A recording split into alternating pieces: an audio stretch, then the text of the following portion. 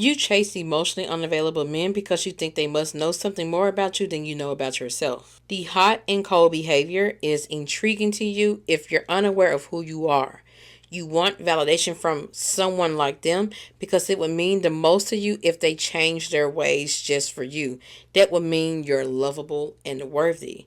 So, because they're inconsistent, in and then out, it makes you question who you are even more. And now you feel like only they hold the answers to if you're truly who you want to believe you are. If they don't see it, you internalize it and chase it until they can fix what you feel.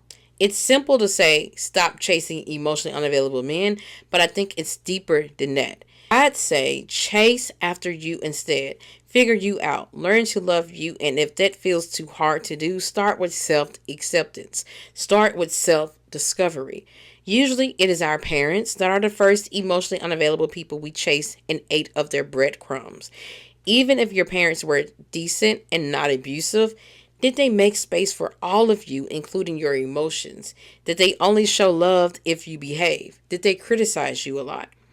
Did they talk about emotions and feelings with you? Or was it only about what you needed to be doing around the house or doing academically? You may not know who you are internally outside of what others think or what you can do for others. If you're wondering where I'm reading from, that is currently just on my I've Been That Girl 2 Instagram account. And I am working on a new book that will include my new quotes and things like that in it as well.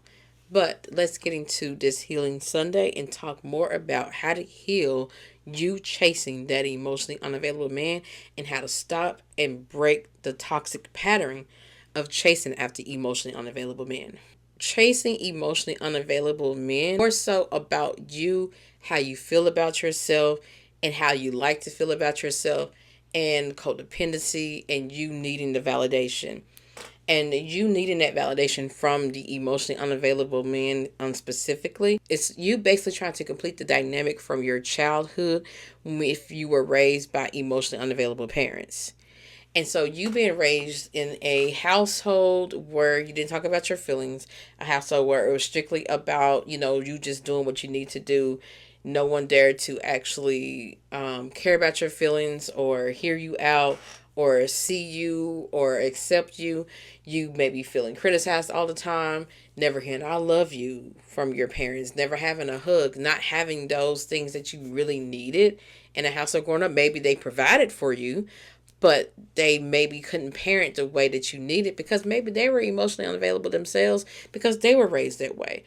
Whatever the reason, it's like if you are conditioned in a household like that, how do you think you are going to date? How do you think you're going to view the world? How do you think you're going to view men? How do you think you're going to view love? You're going to view love as something that you have to earn, something that's just not given because it was never just given to you.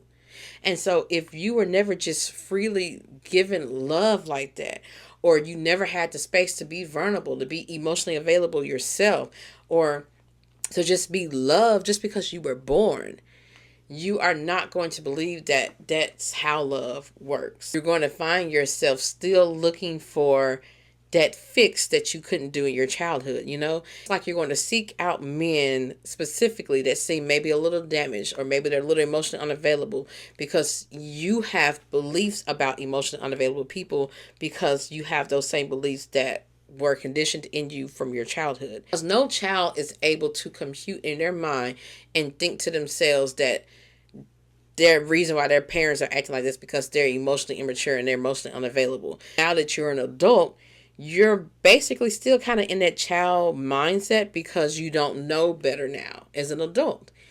And so this is even more reason why you should extend grace to yourself for chasing after emotionally unavailable men because you were only chasing what was familiar. You're now this adult that is wanting love, more than likely you want love real bad and you're craving it because you've never really had it. You never had the love that you've needed and you feel this sort of emptiness and this void in you. And it's hard to explain and describe, but if you know, you know. I had that feeling like I was just so love depleted and I just really wanted to be loved really badly. I didn't understand that the reason why I was feeling that way is because I didn't get that love from my parents. I thought that was just what love was.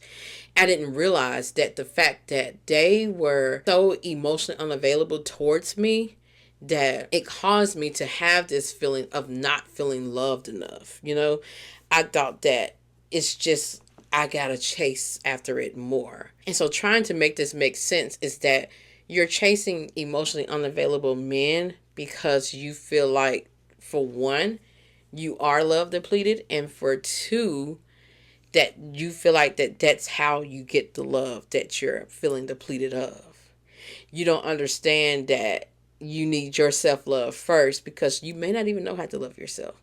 And so it's like you're now trying to, for one, fulfill this dynamic that you couldn't fulfill in your childhood. And so now you feel like you have to try to prove yourself even more and prove that you are lovable and prove that you are worthy. So you chase emotional unavailable men because it's like that challenge you need to fix you and to fix how you feel about yourself.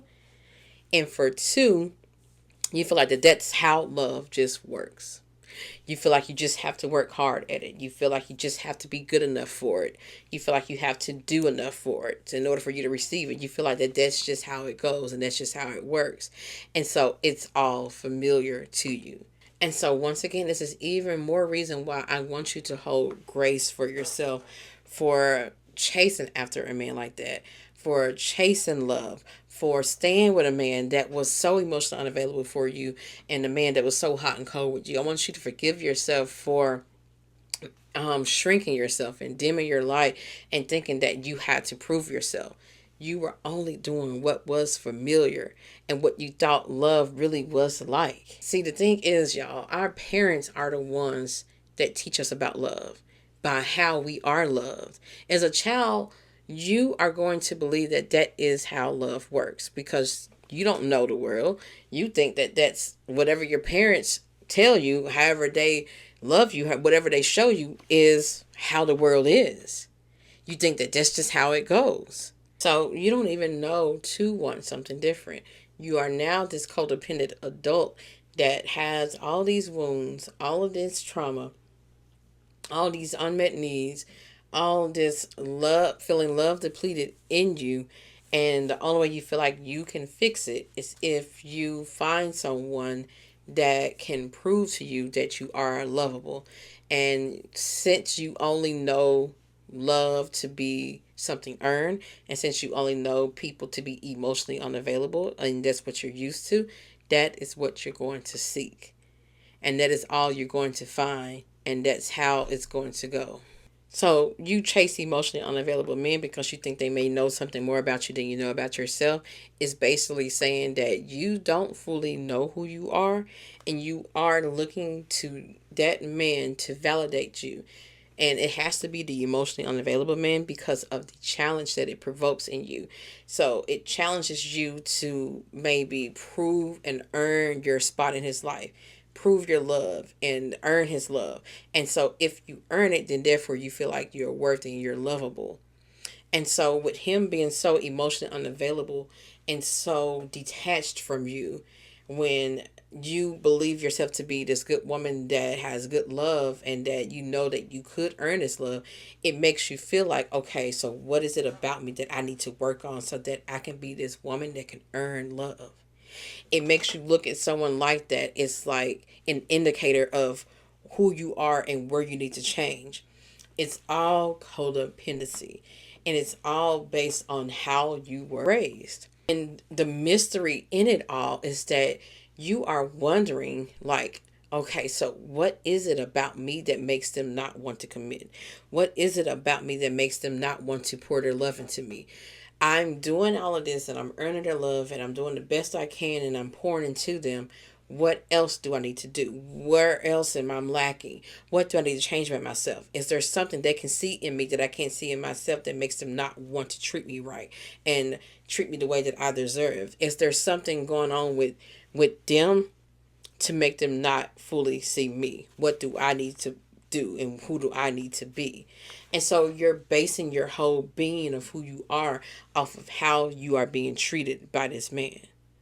And it's all because he's so mysterious, because he's so emotionally unavailable, and you're trying to figure him out and figure yourself out through him because you don't really know who you are. And so that's why you chase them, because you feel like they know the answers to who you are and they can help you to become who you need to be this woman to earn love, or to be this woman that is never abandoned and never left, and to be this woman that is deeply appreciated and deeply loved.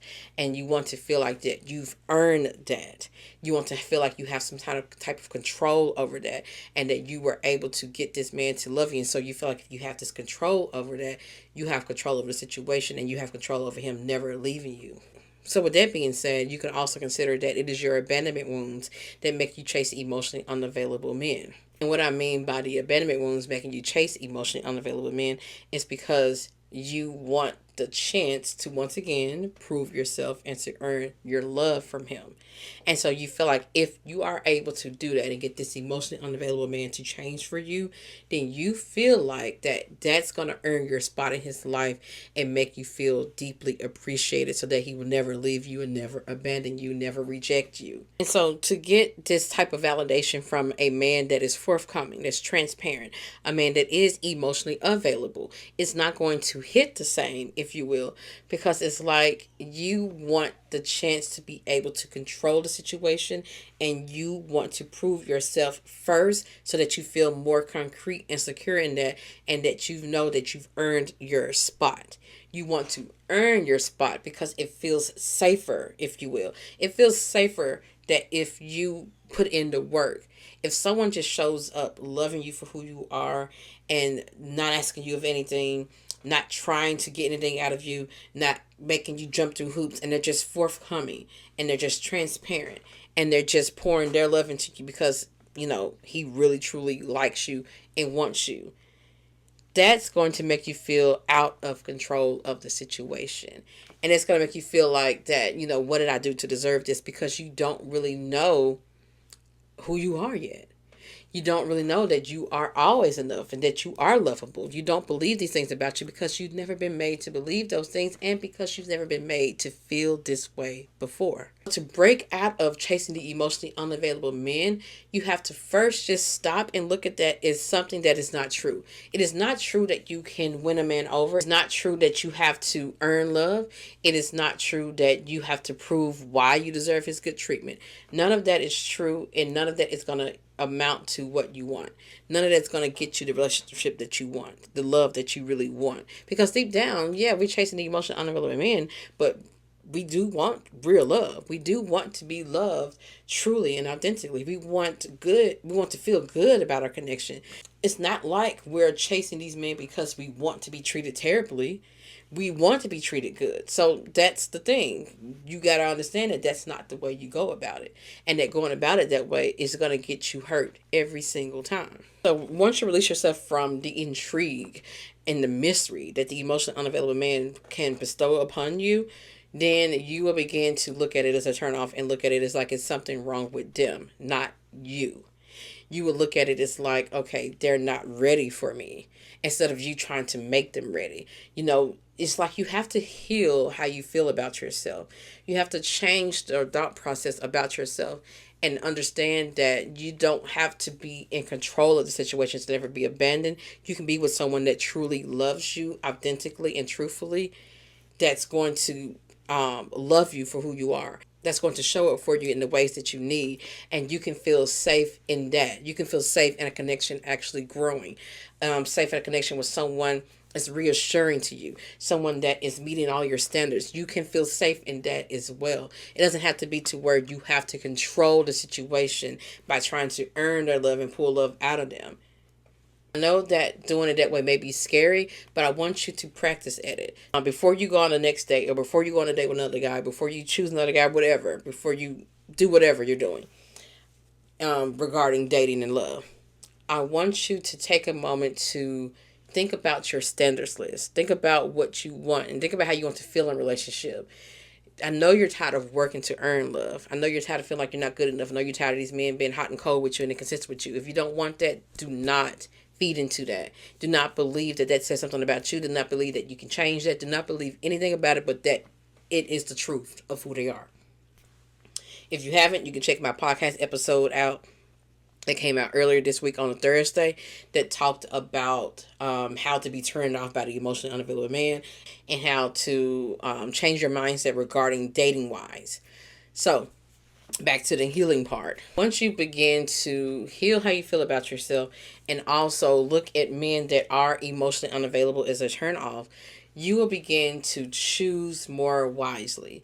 You will begin to be open to being loved authentically. And it's because you are loving yourself authentically and you know that there is a lot to love about you because you love a lot about yourself as a person, just as you are now becoming a parent that you always needed to yourself. You are extending grace to yourself. You are being compassionate with yourself. You're being understanding to yourself. You're loving yourself. You're pouring to yourself. You're being there for yourself and being emotionally available. You're being the person to yourself that you've always needed and loving yourself how you always needed. Now, this is a process, but it's something that you can just do by choosing better, by not choosing a man like that, by dating better, by understanding that that's not what you want. Even if you haven't quite healed all the way, even if you're still working on yourself, you know that that's not what you want and that you don't want to chase a man again and you don't want to be in it because you know how it ends. That's how I started doing it. It's like, yeah, I'm still working on myself. I'm not quite sure how this love things works because I never had real genuine love. I don't really quite get it, but I know that I don't want to go through that again. I don't want to try to pull emotions out of a man. I don't want to have to wonder about if he really likes me or not. I don't want to have to wonder if he's going to call me or not, or if he's into me or not. I don't want to have to worry about any of that. I want someone that's showing up for me truthfully, honestly, and love me for me. So it's just really understanding the truth of the matter. The truth of the matter is that you are lovable without having to earn love. And also that you don't have to prove yourself to a man. And also that you can't make a man love you. You cannot turn an emotional unavailable man into an emotionally available man. And it's understanding that that's not how it works. That how you've been taught all along is wrong. And how you've been made to believe love is wrong. In order for you to have the love that you've always wanted, the romantic love you always wanted, that you have to go for someone that is going to show up differently than how your caregivers and parents did. That you're going to have a different type of dynamic than you had with your parents and caregivers. That the real love that you want, the real romantic love that you want is going to look differently. So you have to understand that what has always been familiar has always been wrong. And it's like once you understand that, it is going to be a grieving process because it's like for me, I was like, well, damn, all this time, I thought that my childhood was so normal, but it really was very toxic. I was not loved the way I was loved. And it would bring up a lot of truth for you and make you understand and realize a lot of things.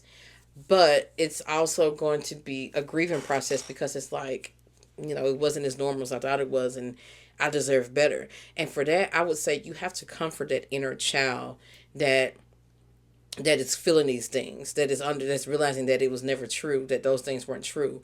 And another little healing component that can work is if you think about certain situations from your childhood where you didn't feel emotionally supported. Think about those times. Try to go back to a few of them if you can, any of them if you can. And this can help for you to journal it out. Think about any time from your childhood where you did not feel emotionally supported, where you did not feel heard, where you did not feel seen, where you felt like that you weren't being loved enough. Any of those things where it just didn't feel right for you as a child emotionally and it hurt you and it pained you. And then I want you to go back to that time as an adult, usually your adult self, and it's like you're reviewing that part of your childhood with more wisdom and as your adult self. So I'm going to give you an example of my personal childhood that really helped me. So as a child, y'all, I was always afraid of storms, thunderstorms, tornadoes, and things like that. Stay with me now. So that's something I was terrified of as a child. And I just remember every time that it would get like really dark outside, start storming, start raining, I would get so scared. I would cry to my parents and all of that. I would pout to them and be scared. And they just used to look at me like I was crazy and tell me to stop all that. Like, it's not doing all that. It's, made me feel like I was crazy for being afraid of the storm. I was never really held or told it's going to be all right. No one really talked to me, explained to me about. No one just was there for me and just told me to just shut up basically and stop all that crying and go sit down somewhere. It'll be all right. That's all I was ever told. And so as of recently, y'all, because we've had some storms here in my area, and I would just remember feeling scared all over again. And because I like it's tornado warnings and stuff like that going on. So, of course I'm nervous and I'm scared about it. This is my adult self. And then I thought about when I was a child. I was telling my husband, like, yeah, one time when I was a kid, we had this really bad tornado. And I remember just being under the bed, scared and crying because we were going through a tornado. And this tornado uprooted this big ass pine tree from our front yard and uprooted it, and it fell over. It didn't fall on the house or anything, but it was scary. And so therefore after that, every time it got dark outside, I would be scared. I'm telling my husband this as an adult, like about the tornado and how and after that I was always scared of every single storm. I hear a little thunder, I get a little dark outside, it starts raining real hard. I'm terrified that we're gonna have another tornado. And so it came to me evident and clear, like, that's what I needed as a child from my parents for them to tell me. I know you were scared of the other tornado and when that tree fell over, but we're going to protect you and it's going to be okay. And this is not what this storm is. And I'm tearing up a bit because it's my inner child being soothed and I'm connecting with her. The one that was scared. So it's like my inner child is the one that's crying right now. And so this is going to bring us with tears for you. But feel that. And it's okay. And it's okay to be vulnerable with yourself. And so that was like a recent healing moment for me. It's like I wasn't crazy for being scared all those times. My family and my parents especially made me feel so small, so crazy for being afraid of every little thunderstorm that happened. Every little time it rained hard, I would get these bubble guts and I would get terrified because I was terrified of the tornado that happened. And who in the hell wouldn't be? And that's what I had to realize is like, I wasn't crazy to be afraid of a tornado happening. That really wreaked havoc on our city. Knocked over y'all, this was a big pine tree. Not like it knocked a little branch off. It uprooted it out of the ground. And we couldn't see out our window. We were out without power. It was so windy. Everything was blown everywhere. It was bad. So yeah, I was about maybe, I think like 6 or something. And no one sat me down to explain it to me. No one comforted me. No one made me feel like I was okay. Everyone made me feel like I was crazy. And so whenever you've been made to feel like you were crazy, you have to go back to that time and comfort yourself and tell yourself, your inner child, your wounded inner child, that you weren't crazy for feeling how you were feeling. And when you do that, and when you become to yourself who you needed as a child, then it just like, it makes everything much more clearer for you. And it makes you more emotionally available to yourself.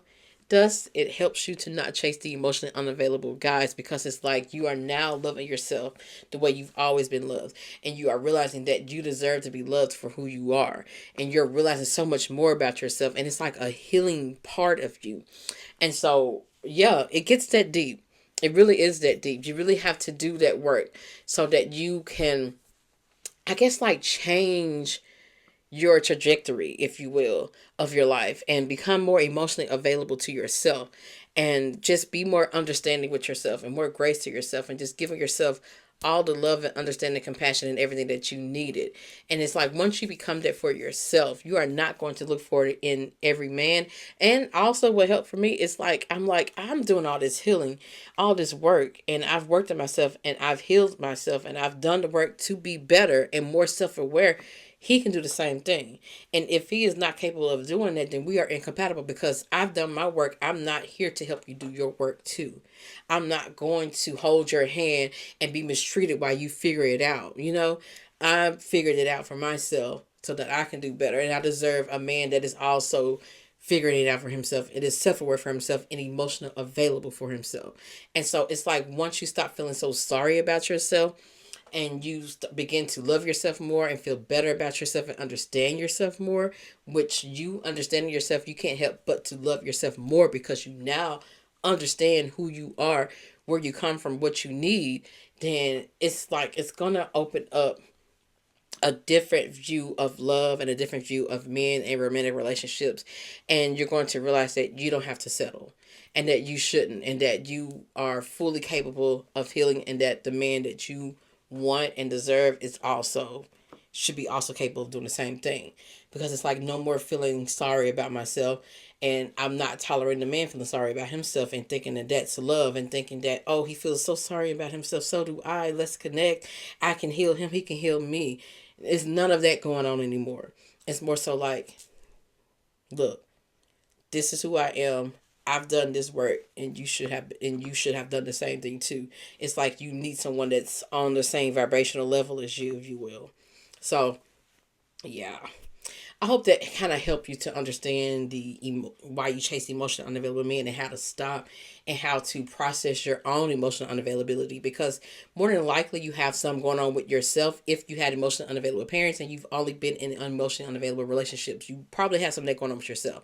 So that little experience I told you to do, that little homework, that's supposed to help you to open up and be more emotionally available to yourself and your inner child, and comfort your inner child, because she needs that. So, yeah. I hope that helps. That's all I got for this Healing Sunday episode, girlfriends. Until the next time, until next Sunday, peace out.